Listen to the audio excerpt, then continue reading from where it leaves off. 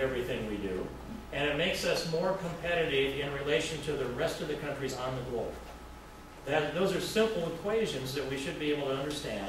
Shouldn't have to fight over this. There shouldn't be a political agenda that says CO2 got into the atmosphere and we think that the Earth is getting warmer, so therefore we are going to cause people to turn their heat down and decide not to manufacture things here because the Indians and the Chinese are going to do a better job with the atmosphere? That's nuts. But what he's proposing upon us is cap and trade by rule through the EPA. He said he would do it. He's seeking to do it. We've got to block that. That's another place Steve King and Christy Vilsack disagree. I think it's kind of funny that there's a website that says Minnesotans for global warming. I haven't joined it yet, but I think they've got a sense of humor. So there's a plus side to that, and they won't ever tell you what it is. So the last part of this is growth, and I already alluded to it. We're going to have growth with cheap energy, and we're going to have growth if we can get a low, stable, reliable, predictable tax base, and if we can shrink our regulations and get the nanny state out of our lives. The short version of what regulations do to us is it causes us to question everything we do. And we put people to work to try to keep track of it so we don't break the rules. And you're always worried about a government regulator coming in. 43 of them regulated my trade when I started my business. I have no idea how many there are now. And so think of the story of Gulliver. You study that, Matt? Gulliver? Well, but you will. And I just, peace be with you. You're a fine victim to him. But the story of Gulliver, he was a big giant, and the Lilliputians were these little people that caught Gulliver lying asleep, and they went in and started tying their little ropes around him, which he would probably be strings to him. By the time he woke up, he was all tied down, he couldn't move. And that's the case with regulations. We're letting this federal government tie these regulations around us one after another. No one of them will tie us down, but if we don't wake up, we'll be like Gulliver and tied down and can't move at all. It's an anchor on our economy. So those are the things that I'm after. Repeal Obamacare. Christy Vilsack says she's running for office to help elect Barack Obama and to advance his agenda. Nothing is more his agenda than Obamacare. She opposes the balanced budget amendment. I have been an original co-sponsor for it for a long time. And I'll continue pushing hard to get that passed, and I'll continue pushing on Mitt Romney to get him to ask for a mandate from the American people. We're going to grow the size of the energy pie. And all of this comes together for growth. So our economy grows, the quality of life increases, and Americans can be Americans. And I know that Patrick's for that constitutional amendment as well. And I need you to lobby your dad a little bit. I'm sure he's with me on this. Get a little more vigor in there, will you? And I just appreciate it. I'm looking around the room and picking up faces, and I appreciate you being here, Patrick. So that, I'm going to take some questions, but that wraps me up on the presentation component of that. Appreciate your attention, and we've got a little work to do. And I'm going to do my best to earn your support here and everywhere in these 39 counties and ask for your support to go back to Congress to carry on with this mission that I think we all believe in. Thank you very much.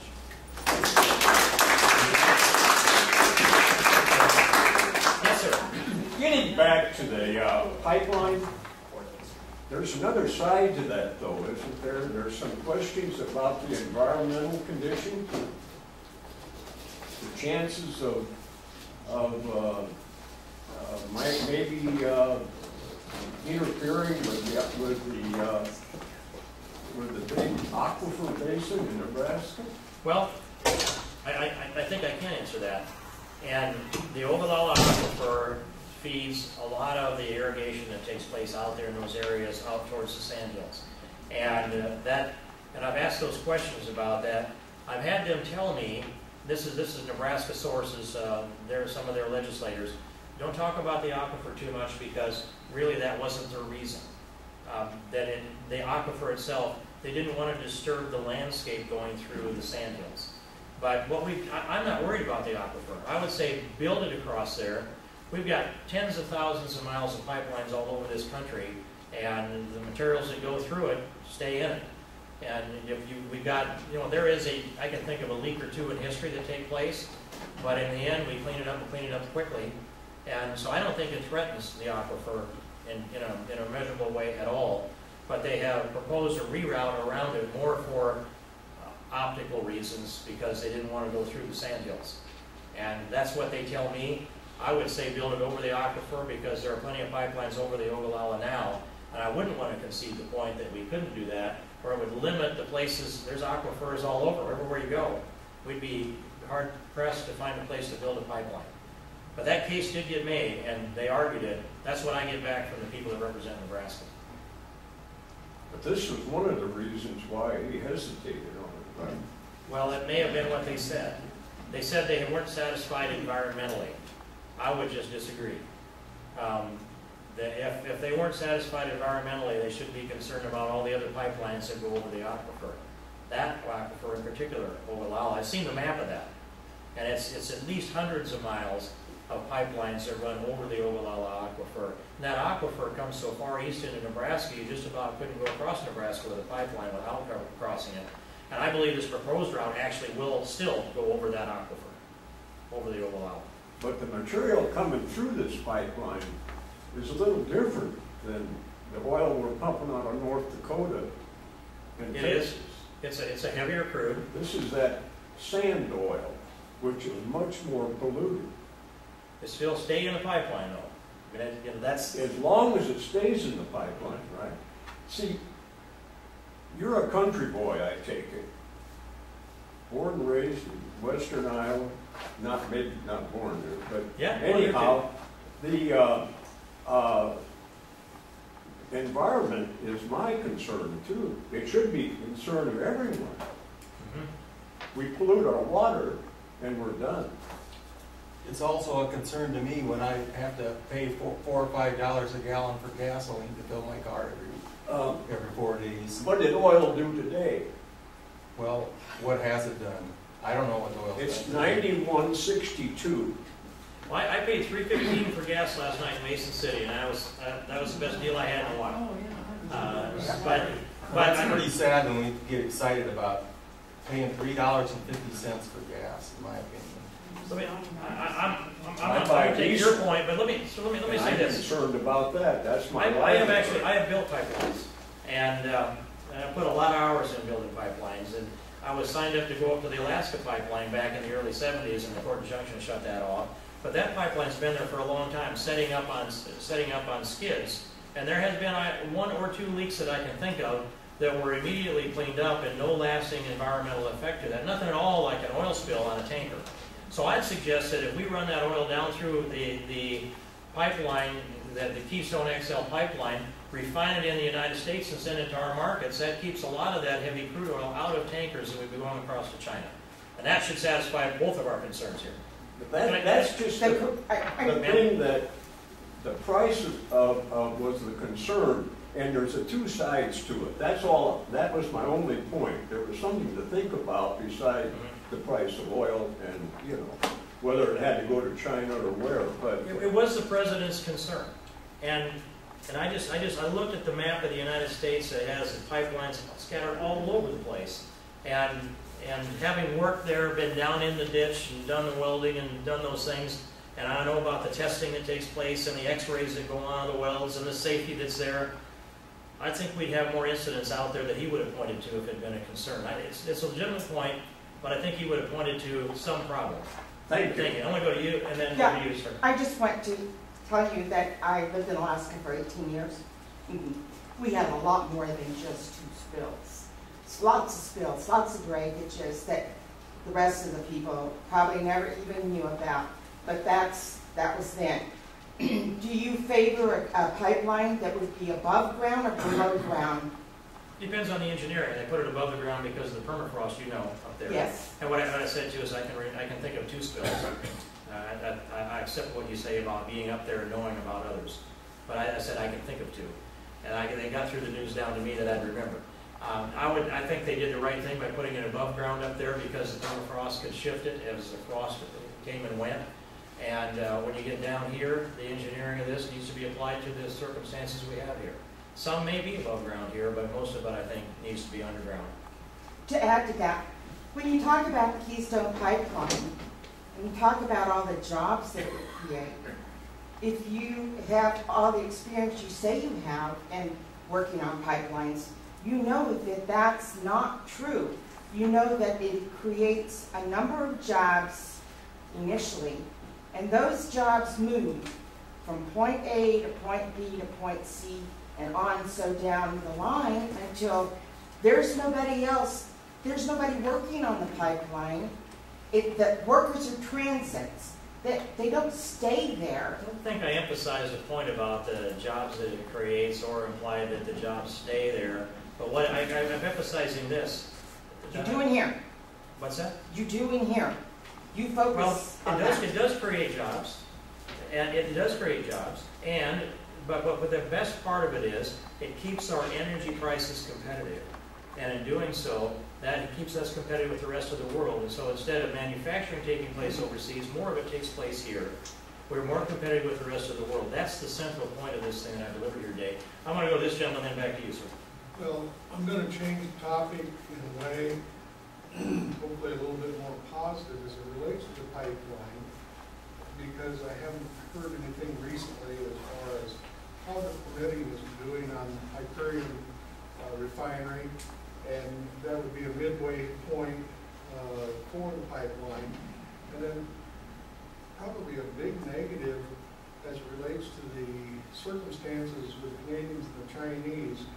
And we had a state representative that was involved with the proposed leader of China as he left the governor's office and immediately went to Canada, where this part of this agreement was settled within 48 hours of the time he was in Iowa.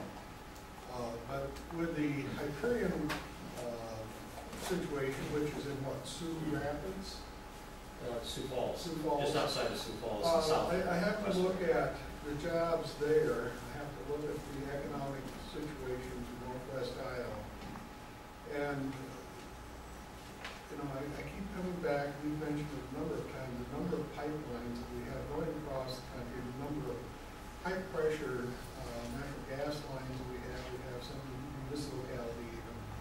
And I keep thinking is, we have the technology today to notice differences in pressures in those lines. We get to those leaks in a very short period of time, clean up. I guess, where are we with that refinery in your estimate right now? Well, I have to tell you, with the Hyperion refinery in southeastern South Dakota, there was a time that seems like it was about 2.5 years ago. They were asking for about $7 billion in investment capital to help get that refinery off the ground. It does make sense to refine oil up in the part of the region. It can take some from North Dakota, it can take some from Alberta, and then distribute it more easily east rather than sending it down to the Gulf Coast, refine it, sending it to the rest of the country, which also makes it vulnerable to perhaps be, there were some risks that it would be exported. It shifts the economics against the best interests of the United States. So I want that refinery built in the Hyperion refinery in South Dakota. I have found that over the last 1.5 years or so, I've got to keep pushing in and asking questions to get answers instead of them pushing it at me to keep me informed. That tells me that it's being slid back towards the back burner instead of move forward. The last information we had probably 2 to 3 months ago, where the indication was they thought they would be building it after the crop was out. Now, if this is a $7 or $10 million deal or more than that, you know that I can tell you from being involved in the construction business that if I'm in on a job and there's $10 million worth of work pushing on me, there's going to be a lot of pushing on me, and nobody's going to slow down for a corn crop or a barley crop or whatever they have up there. It's going to be corn and beans. So I think that the pipeline being suspended has also slowed down the prospects of the Hyperion refinery. Now, in the last 2 weeks, I have the word and understanding that some of those contractors have not curtailed operations in the building. And I think that's a good thing. Now, totally change direction here. Okay, but as you do that, I'm going to say, we are going to check that out on the way home, so I'm up to speed on Hyperion. Go. I sent Jake an email this morning, I think it was this morning or yesterday late, but we have a major problem in this country with ethics as it relates to bureaucrats out partying. I don't quite understand. I can't imagine Bill Dix or Jim King or Patrick Grassley out in a hot tub with wine sitting beside them, or putting false eyelashes on to look stupid at our expense. Well, I agree with you. And I seriously, Chuck Grassley is probably the one that will help bring us down. But I certainly would hope that Steve King will be right there beside him saying, what? Well, this is completely outrageous. The money that they've wasted is an insult to us, but the culture that's there that shows the contempt for your tax dollar is an obscene insult to us.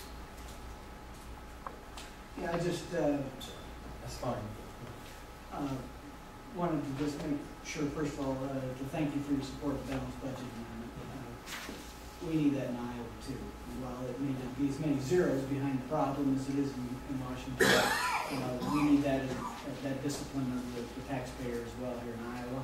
The other thing I just wanted to inform you and anybody else in the room is it relates to that overall spending and the tax increases that are going to go into effect if Congress doesn't take action.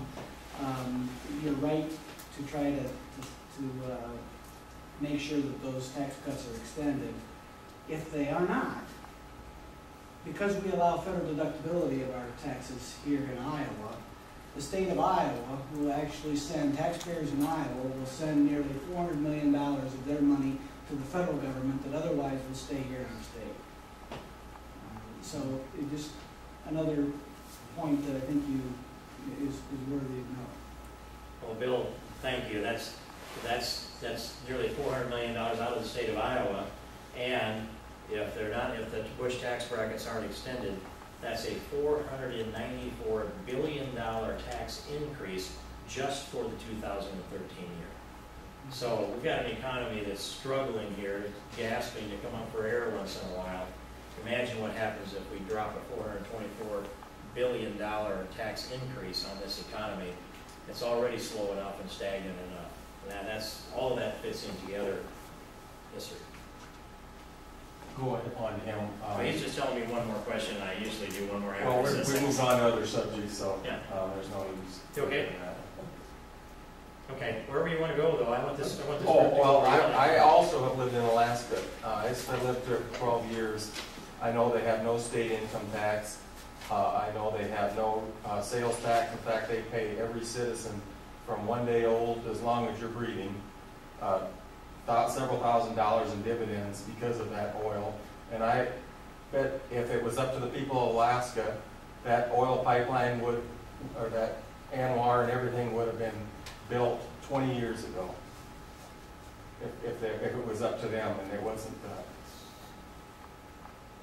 There are sales tax. Anchorage is the only city that doesn't have a sales tax. That is true. That is true. That's over half the population of the state of Alaska. No. By the way. Well, before, and here's as we build Iowa's economy, I would just tell you that one of the other things to think about, well, back in that history, it took an act of Congress to build a pipeline across Alaska. The litigation balled it up and tied it up, and it wasn't going to be built by jumping through all of the regulatory and environmental hoops then, in 1970. And so I went back and read the legislation that enacted and enabled the pipeline coming down out of Alaska. And we've got to keep oil in it, or eventually it will degrade, and there won't be any oil going through it at that point. So, but I wanted to tell you just a little story about, one thing is to be an Alaskan and be the beneficiary of the energy that they sell up there. Think about being an American, and like, for example, talked about Michael Dix. We have this little girl called Reagan Ann King. She is my most recent granddaughter. She's a year and a half old. And on the day that she was born, her share of the national debt was $44,000. And on her first birthday, her share of the national debt was $48,000. By the time she was a year and a half old, it's about a month ago, her share of the national debt was $51,000. I told her one day, I was giving a little speech at a gathering, this was down in Carroll County, and her older sister heard me say her name and picked Reagan up, who was in the back room, carried her up and gave her to me. And so I picked her up, and I told the story with Reagan in my arms here. She's this her hair is almost white, it's so blonde, her eyes are bright blue like they've got battery charged eyes on her. And she's there, and I said, Reagan, your share was $44,000 when you were born, and she made a face. It's $48,000 on your first birthday, and she made another face. And I said, now it's $51,000, she made another face. And then I said, but you're going to be a taxpayer, and only half the people have a federal income tax liability. That means you're going to have to pay $102,000. And she went, ah! I think they thought I pinched her. I wish I had that on film. We would put that in a commercial and let you all know what's going on. So we worry about student loans, but at least many of those students have degrees and they can go to work and pay the loan off.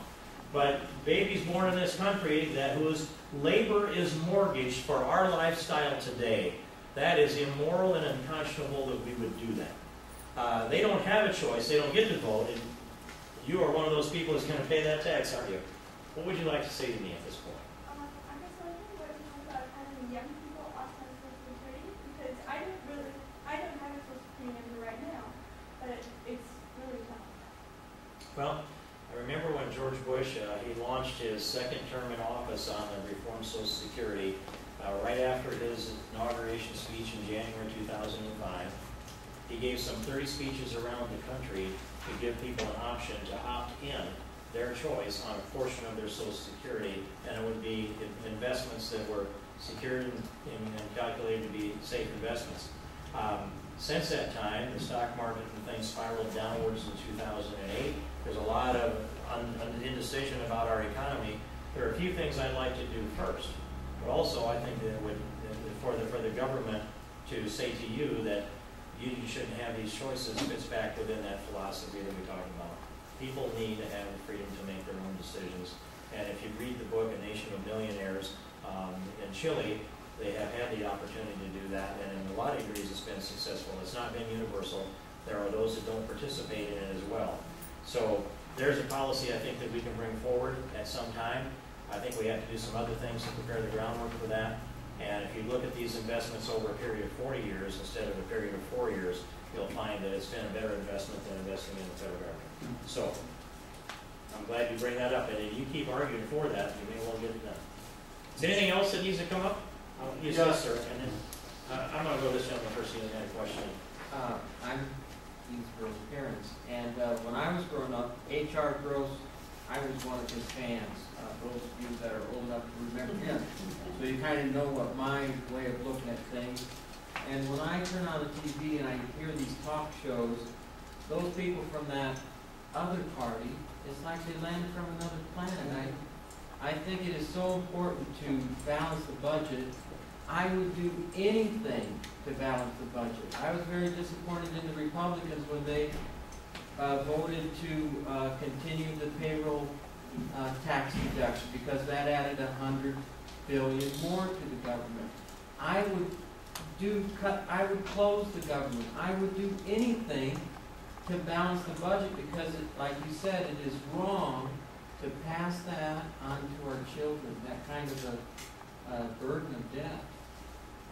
It's immoral to do that. And to say to a little baby, all of the work, all of your life, whatever the government has to mortgage of your future labor, we're going to put that collateral up now so we can live today. That's what this debt and deficit is doing to us. Yes, sir.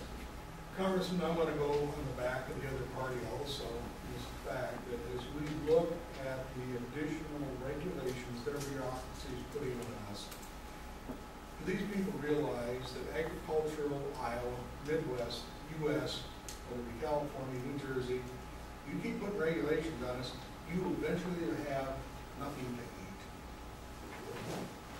No, they don't I hope realize you that. continue to press on to the fact that we have to be able to raise crops, protein out here.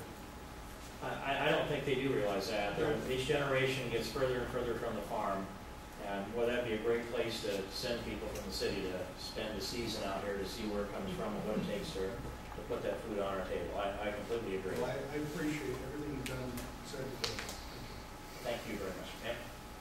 As to sort of an extension on what he's saying, they don't realize, we're feeding the country.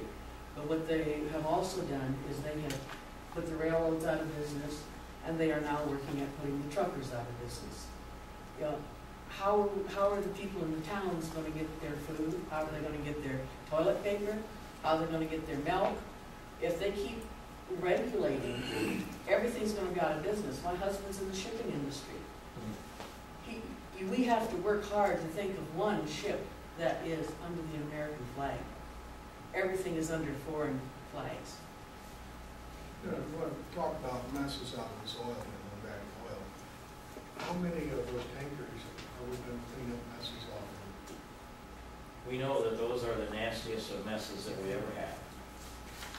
And so I just, American energy, grow the size of the energy pie, good work, repeal Obamacare, Chrissy Vilsack defends it, pass a balanced budget amendment. Bill Dix and I think Patrick and all are for a balanced budget amendment, and Chrissy Vilsack opposes it. Let's grow the size of the energy pie. I'm for all of that, and let's get it and distribute it and get it in and get it to people so it drives the cost of energy down. Let's give people low taxes and predictable regulations so that businesses can thrive and make money, and when they do that, that prosperity flows into more employees, better paid employees, better benefit packages.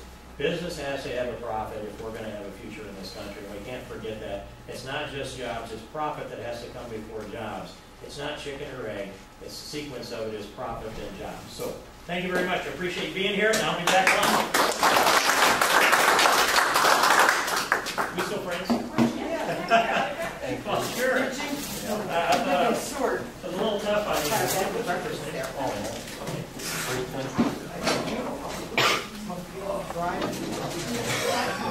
You got a team, that's kind of dangerous. How you doing, Bill? Good. Oh, feel good. This is harder than ever still. You noticed that, didn't you? Glad to be out in Des Moines.